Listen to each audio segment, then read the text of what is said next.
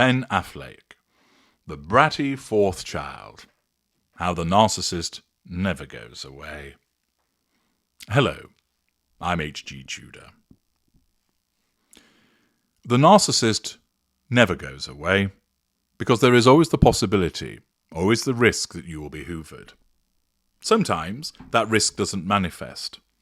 More usually, the narcissist attempts but fails because you have been properly advised and you have implemented a total no-contact regime.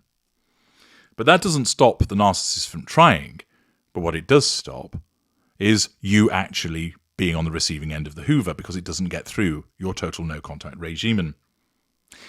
It does dissuade the narcissist for trying for a period of time, but they'll have a nibble in the future. I've explained in the past I hoovered somebody after a 12-year hiatus, and it was a successful hoover. Ben Affleck is a narcissist. I scrutinised his behaviours and, in a detailed analysis, formed that conclusion, and you can watch the various videos if you have not already done so to understand why he is that. He demonstrates how he doesn't go away in relation to his ex-wife, Jennifer Garner.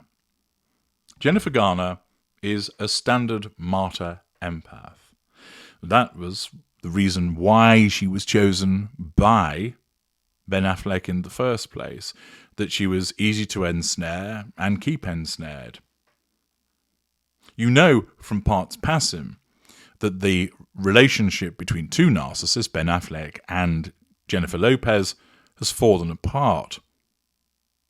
Rather than keep his distance from his ex-wife, rather than demonstrate the recognition of boundaries, rather than show emotional empathy for her, rather than fail to act in an entitled way, Ben Affleck has demonstrated once again his narcissism as a consequence of requiring Jennifer Garner to tend to him, acting like her fourth bratty child.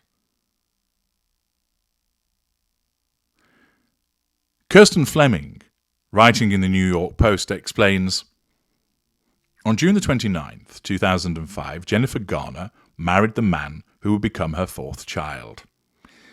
This was her as the intimate partner primary source of the narcissist.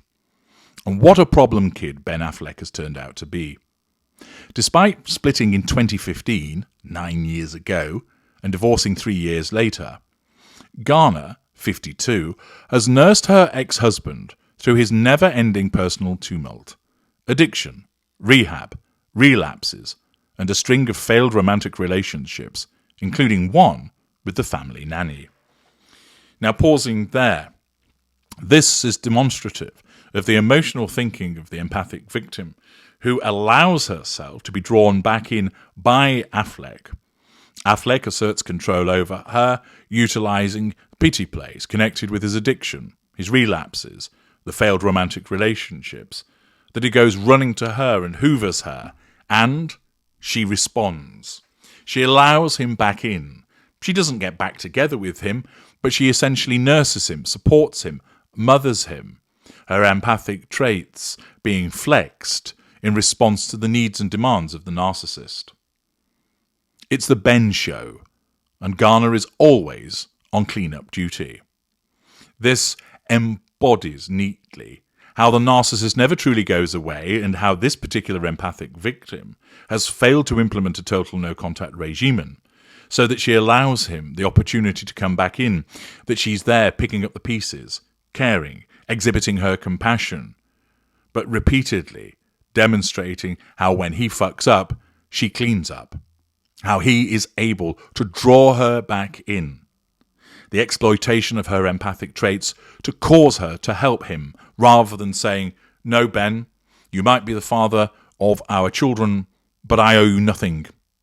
We were married, we are no longer. We are not in a relationship.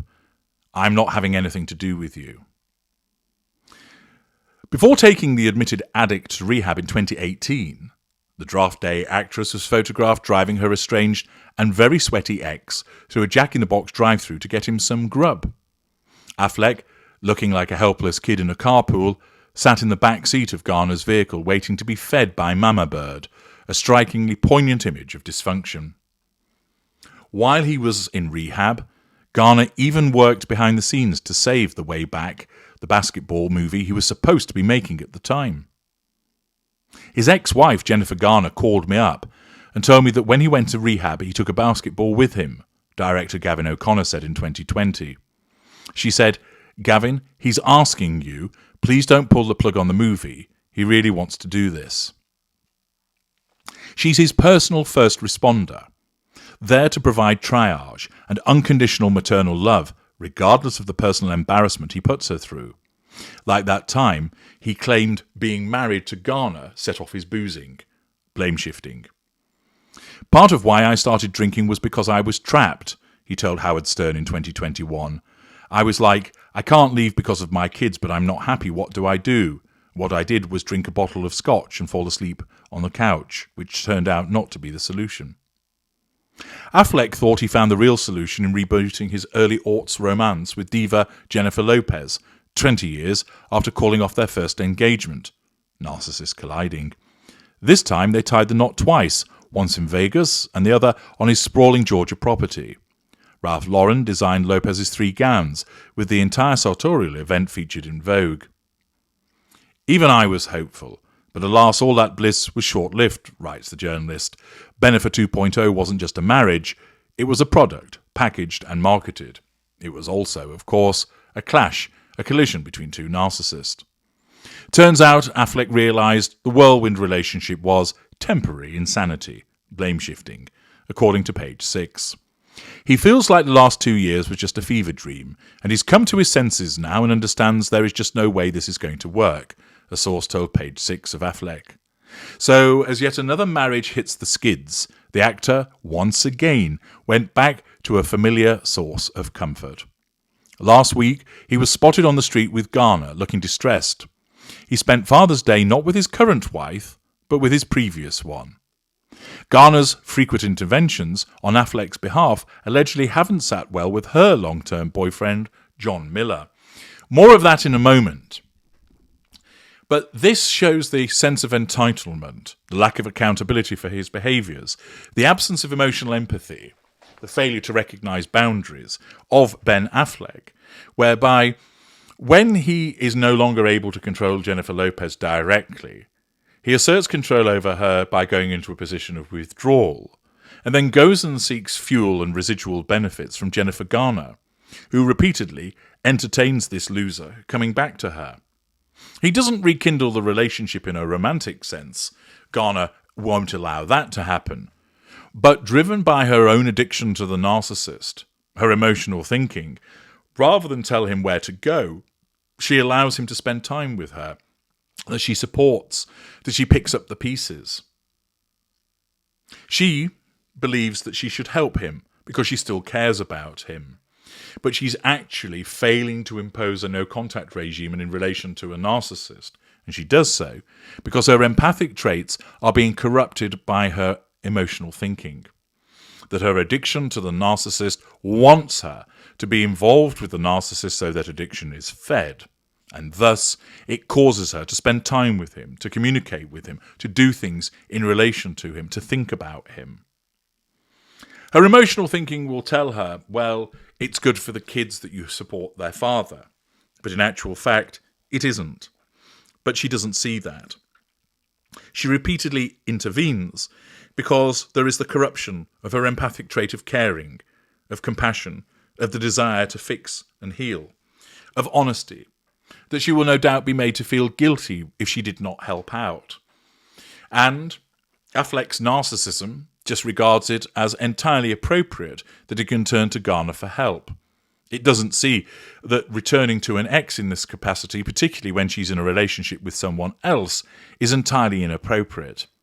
This is because his needs come above anybody else's. Naturally, her other half, Garner's other half, won't be impressed by this. Of course, it bothers John that Jen is so hyper-focused on her ex-husband, a source told the Daily Mail, adding that Miller sympathises with what Affleck is going through with Lopez, but that doesn't mean Jen should be the one to fix her ex-husband's issues with his current wife. That makes no sense to anyone. Indeed, it does not. But to those of you that are familiar with the dance between narcissist and empath, you understand why this happens. The narcissist's entitlement to go back to somebody that is in their past remains absolute. The narcissist has that subconscious, inalienable right to revisit anybody in the fuel matrix as and when is required. And Garner, driven by her lack of understanding as to what he is, and driven by her own emotional thinking, allows it to happen. Meanwhile, Garner, the closest thing Hollywood has to a saint, continues to offer her sloppy ex a safe port, presumably for the sake of their 3 children. "I didn't marry the big fat movie star, I married him," she told Vanity Fair in a Raw 2016 interview, "and I would go back and remake that same decision. I ran down the beach to him and I would again." Affleck, like many damaged folks, the article states, cannot accept goodness in his life, and Garner remains the best thing that happened to him. Indeed, that observation will be correct, but he can't see that, because he is the eternal victim, too focused on his own needs, vis-à-vis the prime aims, driven by his narcissism. I'm H.G. Tudor. Thank you for listening.